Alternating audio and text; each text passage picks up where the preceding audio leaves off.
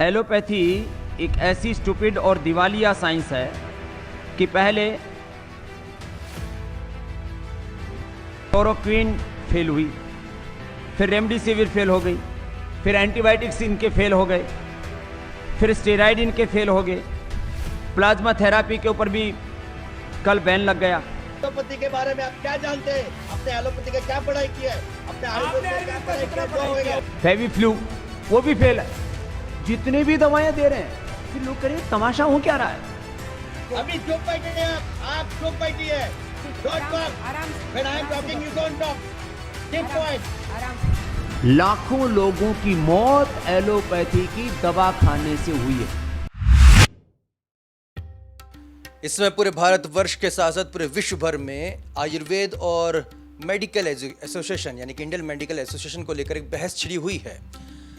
काफ़ी सवाल उठ रहे हैं, काफ़ी आरोप प्रत्यारोप भी लग रहे हैं और ख़ासतौर पर इंटरनेट मीडिया पर भी काफ़ी लोग बड़े तादाद में अपने विचार रख रहे हैं।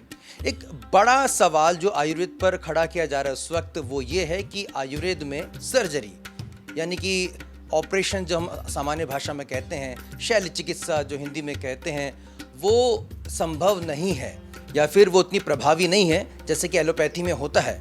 तो क्या वाकई में यही सत्य है? क्या वाकई में भारत की प्राचीन चिकित्सा पद्धति में ये सुविधा उपलब्ध नहीं है या फिर ये महारत उसे हासिल नहीं है? ये तमाम सवाल हमको खींच लाई है भोपाल के पंडित खुशीलाल शर्मा आयुर्वेद महाविद्यालय में, और ये सवाल जानने के लिए, उसका जवाब जानने की हम कोशिश करेंगे किसी और से नहीं बल्कि यहाँ के प्रिंसिपल डॉक्टर उमेश शुक्ला जी से। उमेश जी, आपका बहुत बहुत स्वागत है। धन्यवाद, बहुत बहुत धन्यवाद आपको। सर, क्या वाकई में आयुर्वेद में सर्जरी इतनी कहा जाए कि एडवांस नहीं है या फिर सर्जरी का जो पार्ट है आयुर्वेद में वो कमज़ोर है? ये सिर्फ सामान्य खांसी सर्दी जुकाम के लिए ही आयुर्वेद का उपचार जो है वो प्रभावी है? देखिए, जो आयुर्वेद की जो इस पूरे इंडियन कॉन्टिनेंट में किसी समय एक पूरा कंप्लीट हेल्थ सिस्टम था ये, और आप समझ सकते हैं कि एलोपैथी जो थी वो 1920 सेंचुरी के आसपास ही सिस्टम में अच्छे से आई है।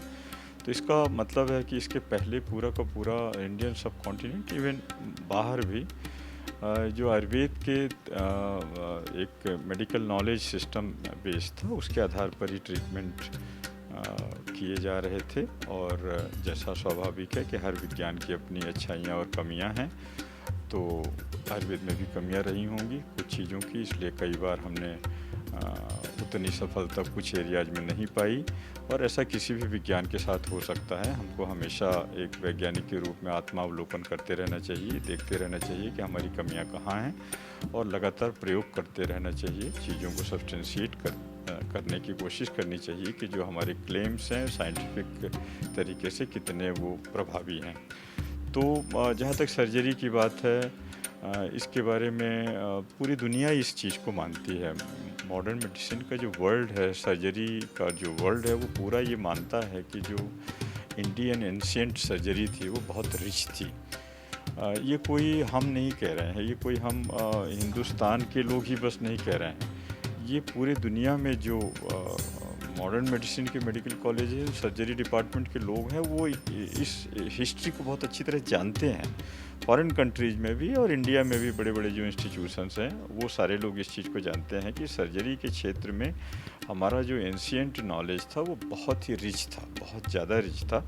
और यहाँ से ये बहुत सारा नॉलेज जो था वो यूरोपियन कंट्रीज़ में और अन्य कंट्रीज़ में गया। बाद में वहाँ पर थोड़ा और रिफॉर्म होकर समय के साथ बड़ी सारी चीज़ें बदलती हैं और सर्जरी आज काफ़ी अच्छी स्थिति में है। तो इसमें हिंदुस्तान का बहुत बड़ा रोल है। तो ये कहना कि हिंदुस्तान में या आयुर्वेद मतलब हिंदुस्तान की जो इंडियन मेडिकल नॉलेज है, हेरिटेज है, वो आयुर्वेद ही है। तो हमारी जो इंडियन ट्रेडिशन था, आयुर्वेद था, उसमें सर्जरी बहुत ही रिच थी, ये मैं कहना चाहूँगा। सर, आपसे और समझना चाहेंगे क्योंकि मॉडर्न टाइम्स में, आज के दौर में आयुर्वेद को एक जीवन शैली, एक लाइफस्टाइल जीने के तरीके के तौर पर देखा जाता है। साइंस जिसे हम एक शब्द आता है तो हमें लगता है कि भाई अगर कोई हार्ट की सर्जरी हो या कोई बहुत ही जटिल अगर कोई शल्य चिकित्सा ऑपरेशंस हो, वहाँ पर आयुर्वेद का कोई लेना देना नहीं है। तो क्या ये वाकई में सही है, और क्या पुरातन काल में भी इस तरह की जब जटिल बीमारियां होती थी तो आयुर्वेद उसमें नाकाफ़ी साबित होता था, और सच्चाई क्या है सर? सच्चाई तो देखिए ये है कि अगर ये कहें कि कुछ छोटी मोटी बीमारियों के लिए ये आयुर्वेद था और हर जगह काम का नहीं था, तो इसमें बिल्कुल भी सच्चाई नहीं है। अगर आप देखेंगे कि सम 2500 ईयर्स बैक में जो साइंस अवेलेबल है, जो लिटरेचर अवेलेबल है, राइटिंग में है, डॉक्यूमेंटेड है सारा कुछ, उसमें आयुर्वेद के 8 अंग बताए गए थे, 8 ब्रांचेज बताई गई थी। और आप ताज्जुब करेंगे कि मेरा ऐसा मानना है कि इन 8 ब्रांचेज के अलावा आज भी विकास अलग से कुछ नहीं हुआ है। जो कुछ भी ब्रांचेज हैं उन्हीं की सब ब्रांचेज ही हैं। जैसे उदाहरण के लिए पहली थी काय चिकित्सा। काय चिकित्सा का मतलब ये था कि जो सिस्टमेटिक डिसीजेज हैं उनका ट्रीटमेंट करना, आंतरिक चिकित्सा भी इसको बोलते थे, और इसको हम मॉडर्न मेडिसिन में इंटरनल मेडिसिन बोलते हैं। Most appropriate terminology that we were using is Kaya Chikitsa. उसको संस्कृत में लिखा है काय से अंतराग्ने तस्य चिकित्सा, काय चिकित्सा मीन्स इंटरनल मेडिसिन। जो मॉडर्न मेडिसिन में एप्रोप्रिएट टर्म मेडिसिन के लिए वो इंटरनल मेडिसिन ही है। तो वो शब्द जो है काय चिकित्सा ब्रांच थी, और वो मेन ब्रांच कही गई थी। आज भी मेडिसिन को हम मेन ब्रांच के रूप में लेते हैं। दूसरी ब्रांच थी शल्य चिकित्सा। शल्य चिकित्सा का मतलब सर्जरी। सर्जरी की बड़ी सारी गतिविधियां उस समय चल रही थी, और जैसे आपने सुना ही है कि बहुत सारे लोग जानते हैं कि सुश्रुत का जो कंट्रीब्यूशन सर्जिकल इंटरवेंशन में रहा है वो बहुत बड़ा रहा, सबसे ज़्यादा रहा। लेकिन मैं यहाँ क्लियर कर दूं कि सुश्रुत एक ब्रांच को रिप्रेजेंट कर रहे थे, सर्जरी ब्रांच को ही रिप्रेजेंट कर रहे थे, वो अकेले सर्जन नहीं थे। सुश्रुत के बैचमेट्स की एक लिस्ट है छोटी सी, उसमें सुश्रुत, औपधेनव, औरभ, पौष्कलावत, करवीर, गोपुरक्षित, ये जो लोग थे वो एक तरह साथ में पढ़ने वाले लोग थे। गुरुओं के नीचे ये लोग काम कर रहे थे, और इनके गुरु थे काशीराज देवोदात धन्वंतरी। धन्वंतरी जी जो थे वो शल्य चिकित्सा के पूरी ब्रांच के हेड थे। और आप ताज्जुब करेंगे कि जो काय चिकित्सा है, जिसे हम मेडिसिन बोलते हैं, मेडिसिन में ऐसा लिखा है कि कुछ डिसीजेज जहाँ पर हम मेडिकल इंटरवेंशन नहीं कर पा रहे हैं, now this case should be referred to the peoples who are looking after the surgical branch. इति धन्वंतरीयाणाम क्रियाणाम अधिकार गतौ। मतलब अब ये बीमारी जो है धन्वंतरी संप्रदाय के लोगों के पास रेफर की जानी चाहिए।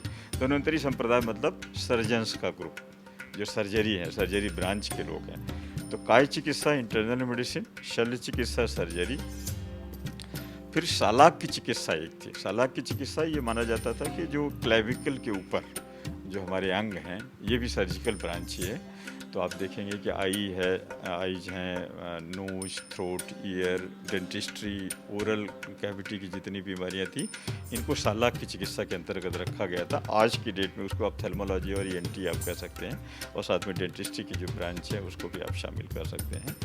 इसमें भी आप ताज्जुब करेंगे बहुत सारी बातें हैं जो अभी शायद इतना समय नहीं होता है कि केवल सुश्रुत ने आँख की उस समय 76 डिसीजेज का उल्लेख किया है, और उन डिसीजेज में 50% के आसपास डिसीजेज में सर्जरी इंडिकेटेड है कि यहाँ पर हमको ये वाली सर्जरी की चिकित्सा करनी है, यहाँ ये वाली सर्जरी करनी है, यहाँ पर हमको प्रोबिंग करनी है, यहाँ हमको एक्सट्रैक्शन करना है, यहाँ हमको इंसीजन देना है, वगैरह वगैरह। तो आई की सर्जरीज बहुत बड़े ढंग से उसमें दी, ENT की सर्जरीज बहुत ज़्यादा उसमें दी है। सर्जरी शब्द आप बोल रहे हैं तो हमारी आंखों के आगे जो तस्वीर आती है कि कुछ सर्जिकल इक्विपमेंट्स के ज़रिए एक मॉनिटर साइड में लगा ऑपरेशन थिएटर है, और कुछ जो डॉक्टर्स हैं कि एक जो टीम है वो ऑपरेशन कंडक्ट कर रही है। आयुर्वेद में किस तरह का एक सिनेरियो रहता है, और किस तरह से सर्जरी होती थी या होती हैं? देखिए, मतलब हम दो चीज़ों को अलग करेंगे, होती है और होती थी। होती थी हमारा जो है वो बहुत बढ़िया था, क्योंकि वहाँ हम देखते हैं, जैसा मैंने अभी आपसे बताया, कि सुश्रुत ही केवल सर्जन नहीं थे। आप देखेंगे 2nd सेंचुरी के पहले के आसपास जो बुद्ध का काल था, तो बुद्ध की फैमिली डॉक्टर थे जीवक, और उन्होंने ब्रेन ट्यूमर की सर्जरी करी। और आप ताज्जुब करेंगे कि ये सब तक्षशिला और मोहनजोदड़ो हड़प्पा की जो संस्कृति है, वहाँ पर जितने म्यूजियम वगैरह हैं वहाँ पर ऐसे स्कल बोन्स रखी हुई हैं जहाँ पर सर्जरी के एविडेंस मिलते हैं। इसी तरह आप साउथ में तमिलनाडु में कुछ म्यूजियम हैं जहाँ पर ब्रेन की सर्जरी के एविडेंस प्राप्त होते हैं। और अगर आप देखेंगे सुश्रुत संहिता में सुश्रुत का के रेफरेंस में तो उन्होंने न्यूरो सर्जरी बहुत ज़्यादा ऐसे रेफरेंस ज़्यादा नहीं है, लेकिन ब्रेन की सर्जरी जीवक के रेफरेंस में है। जीवक ये पूरी ब्रेन की सर्जरी किया करते थे। तो जो आप कह रहे हैं कि उसका मतलब कैसे होता था, तो बिल्कुल एग्जैक्टली ऐसा ही होता था। उसमें एक सर्जन होता था, एक उनका असिस्टेंट होता था, 2-3 और असिस्टेंट हुआ करते थे। बिल्कुल ऑपरेशन थिएटर जैसा ही माहौल होता था। ऑपरेशन थिएटर कैसा होना चाहिए ये सब भी उसमें लिखा हुआ है। और एक इशू केवल आता है जो बार बार पूछा जाता है कि एनेस्थीसिया कैसे देते थे, एनेस्थीसिया के बिना कैसे काम चलता होगा। तो उस समय एनेस्थीसिया मतलब जो बेहोश करते हैं, तो उस समय एनेस्थीसिया सुश्रुत के समय जो दी जा रही, जो हमारे पास लिटरेचर अवेलेबल है, वाइन काफ़ी दी जा रही थी। इसके अलावा जो ये भंगा है, भांग, इसका प्रयोग किया जा रहा था। ये सब जो कैनबिस इंडिका बोलते हैं, तो ये इन सब में एक इफेक्ट साइंस में शायद अफीम का इस्तेमाल करते हैं सर। ये सब चीज़ें बाद में धीरे धीरे ये सारी चीज़ें जो हैं और फाइन ट्यून होती गई और अभी जो हैं वो अलग प्रचलन में चीज़ें आ गई। तो एक ये इवॉल्विंग साइंस रहा है। कभी आप कह सकते हैं क्या कि सुश्रुत ने जो आई की सर्जरी इसकी करी, कैटरेक्ट की, आज भी वही सर्जरी की जा रही कैटरेक्ट की, उसी तरह से इंसिजन वगैरह दिया जाता है। सुश्रुत ने जितने प्रकार की सर्जरी आप देखेंगे तो फ्रैक्चर के लिए करी, डिसलोकेशन के लिए करी, किडनी में अगर स्टोन वगैरह है तो उनकी सर्जरी, इंटेस्टाइनल ऑब्स्ट्रक्शन है तो वो राइनोप्लास्टी करी, और जो प्लास्टिक सर्जरी का तो जनक कहा जाता है पूरी दुनिया में, सुश्रुत को ही कहा जाता है ये। तो सभी प्रकार की सर्जरी जो उन्होंने करी। अगर कुछ उदाहरण आपके किताबों से याद आ रहा हो सर कि जिसमें बहुत बेहतरीन सर्जरी की गई हो, उनके कुछ उदाहरण। जैसे नासा संधान मैंने बताया ना, राइनोप्लास्टी पूरे दुनिया में आज के समय जो हो रही है उसको वो सुश्रुत की देन है। जो उन्होंने ट्रीटमेंट किया था, जिस तरह से उन्होंने ये सर्जरी करी थी, वही सर्जरी आज भी दुनिया में सबसे अच्छी मानी जा रही है, राइनोप्लास्टी की। इसी तरह प्लास्टिक सर्जरी की जितनी भी विधाएं हैं उस पर सुश्रुत ने काम किया। कैटरेक्ट की सर्जरी में जो इंसिजन का तरीका वगैरह था उन सुश्रुत ने किया था, उसी तरह का यहाँ भी किया, अब वर्तमान में आज तक भी किया जा रहा है। तो बड़े सारे कंट्रीब्यूशंस हैं। सुश्रुत अराउंड 300 सर्जिकल मेथड्स को उन्होंने अपने प्रैक्टिस में रखा हुआ था, जो लिटरेचर हमारे पास अवेलेबल है। Bypass surgery, heart transplant. Heart की सर्जरीज का रेफरेंस नहीं है वहाँ पर, नहीं है वहाँ पर, क्योंकि आप समझ सकते हैं कि हार्ट की उतनी ज़्यादा बीमारियाँ जो इस समय पाई जा रही हैं, because of the life style. आज हम चल फिर नहीं रहे हैं, कारों में बैठे रहते हैं, घरों में दिन भर बैठे रहते हैं, तो एथेरोस्क्लेरोटिक चेंजेज वगैरह संभवतः वो उतने ज़्यादा उस समय नहीं हो रहे होंगे, तो मेडिकल मैनेजमेंट चल रहा होगा। तो हार्ट की सर्जरी का तो मुझे ध्यान नहीं आ रहा कहीं reference. Actually I don't belong to the surgical branch, I am from medicine branch. लेकिन ब्रेन की सर्जरीज, किडनी से रिलेटेड, GIT से रिलेटेड, इन सब की, इवन लंग्स से रिलेटेड और बोन्स की रिलेटेड जितनी ये सारी सिजेरियन सेक्शन और ऑप्थेल्मिक सर्जरीज, ENT से रिलेटेड सर्जरीज, ये सारी सर्जरीज के अराउंड 300 सर्जिकल प्रोसीजर्स जैसे मैंने कहा। बट हार्ट का मेरे ख्याल से नहीं था, बट बाकी सब है। हार्ट का संभवतः यही कारण मुझे लगता है कि उस समय ये डिसीजेज इतनी ज़्यादा मात्रा में प्रिवेलेंट नहीं थी। हृदय रोग का अच्छा खासा वर्णन है, 5 प्रकार के हृदय रोग का उसमें डिस्क्रिप्शन है, और ताजुब करेंगे कि वो जो ऑब्जर्वेशन है वातिक हृदय रोग का, वो पूरी तरह से इस्कीमिक हार्ट डिसीज के सिम्टम्स जो हैं उससे मिलते जुलते हैं। प्लास्टिक सर्जरी तक उस ज़माने में, आज से 2500 साल पहले तक हमारे देश में पहले से हुआ करती थी, आयुर्वेद में किया जाता था। अब ये सवाल उठता है कि फिर ये क्या वजह रही कि आयुर्वेद जब उस समय इतना उन्नत था, आगे बढ़कर तो फिर और रिसर्च हो सकती थी, उसको आज के दौर के हिसाब से उसको कहीं ना कहीं ढाला जा सकता था, ऐसा नहीं होने की क्या वजह रही? और ये प्रश्न का मैं थोड़ी जवाब दूं, लेकिन जल्दी से मैं उसको, आपका पुराना प्रश्न जो था उसमें उसको प्रीवियस जो क्वेश्चन था उसको ख़त्म कर दूं कि सुश्रुत जो सर्जरी और INT वगैरह से, इसी तरह जो हमारी INT ऑप्थेल्मो एक निमित तंत्र है, जो आचार्य निमि थे वो इसके मास्टर थे, ऑप्थेल्मोलॉजी और ENT वगैरह के। इसी तरह बच्चों की डिसीज के लिए कश्यप संहिता है, जो पीडियाट्रिक डिसऑर्डर्स पर केवल एक्सक्लूसिव वो डिस्कस कर रहे हैं, पीडियाट्रिक्स एंड गायनेकोलॉजिकल डिसऑर्डर्स। तो इसी तरह जीरियाट्रिक मेडिसिन की एक अलग ब्रांच थी, एफ्रोडिसियाक मेडिसिन के लिए एक अलग ब्रांच थी, रिजुबिनेटिव थेरेपी के लिए पूरी की पूरी एक अलग ब्रांच थी। तो ये आप देखेंगे तो मेडिसिन हो गया, सर्जरी हो गया, गायनी हो गया, पीडियाट्रिक्स हो गया, ENT, ऑप्थेल्मोलॉजी, इससे हट करके आज भी कुछ नहीं है।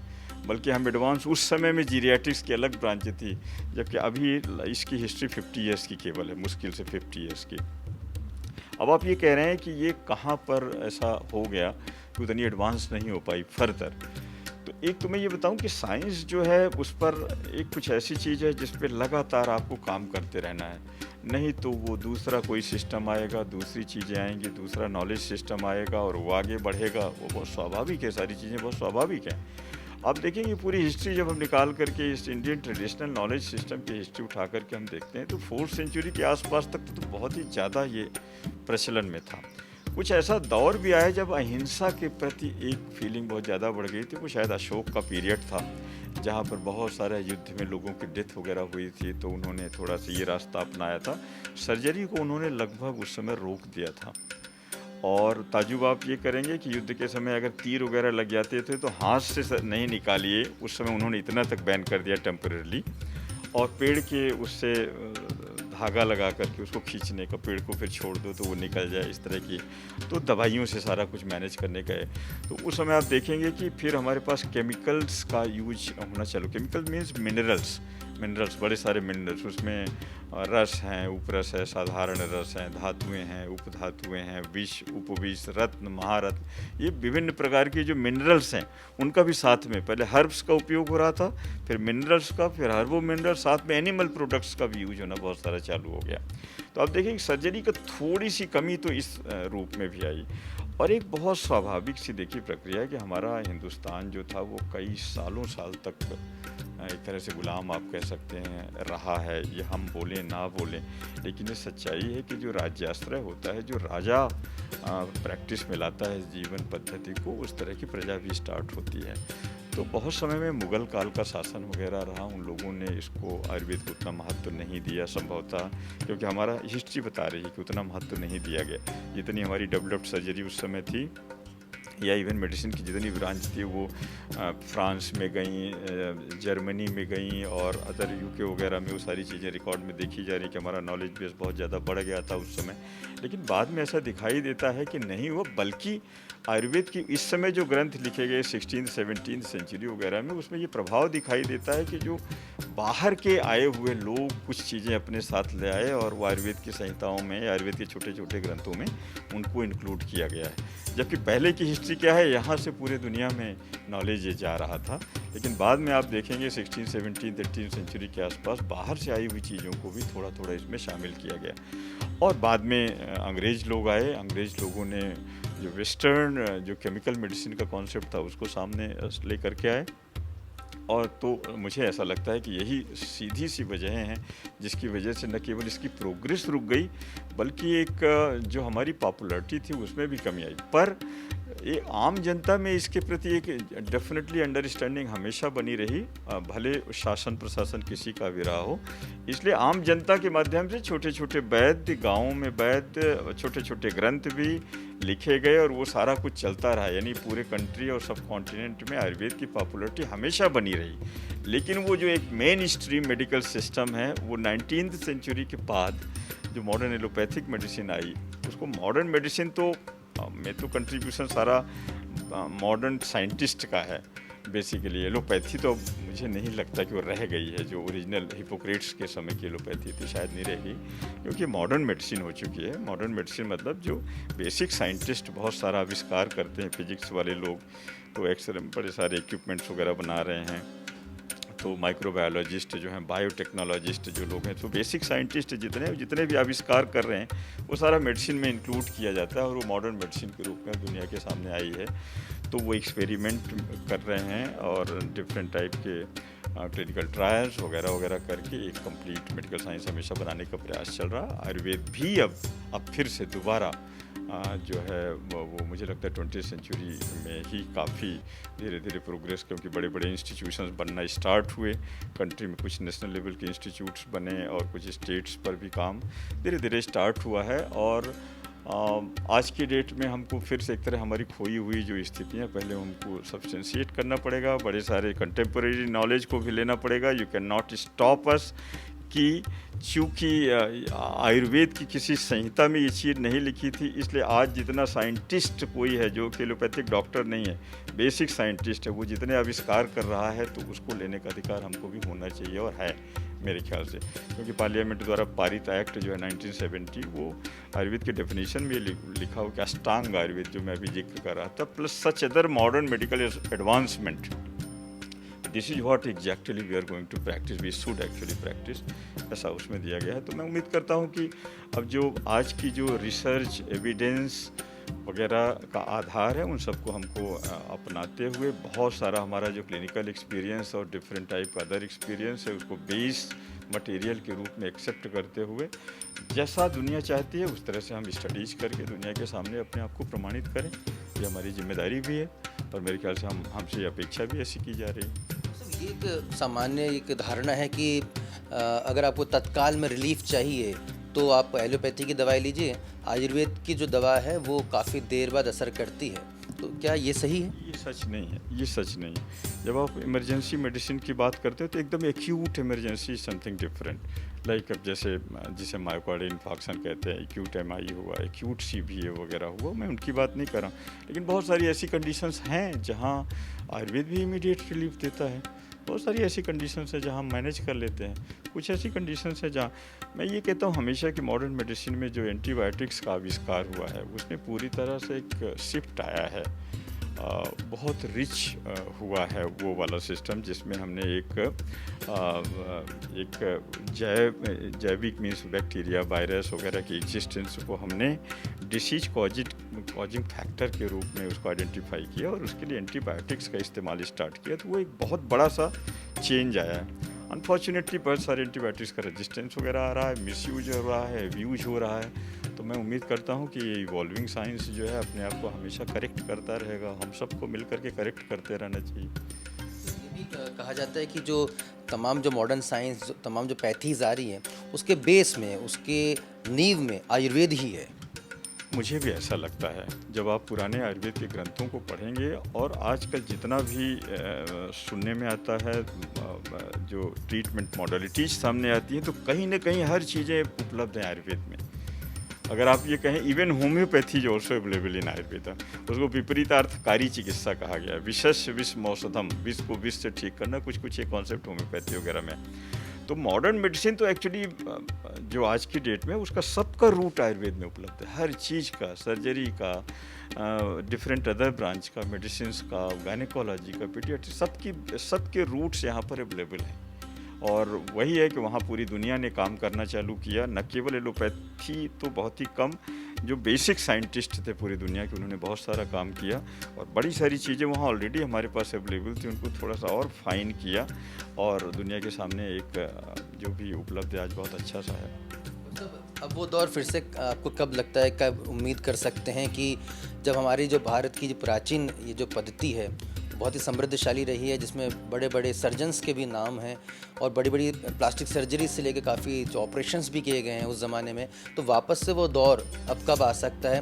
किस रफ्तार में उस दिशा में आगे बढ़ रहे हैं, या फिर आपको लगता है कि नहीं अभी काफ़ी कुछ करना बाकी है, कहीं कुछ कमी रह रही है अभी भी? नहीं, बहुत सारा करना बाकी है और ये हम लोगों को ही करना है, कोई और आकर के नहीं करेगा।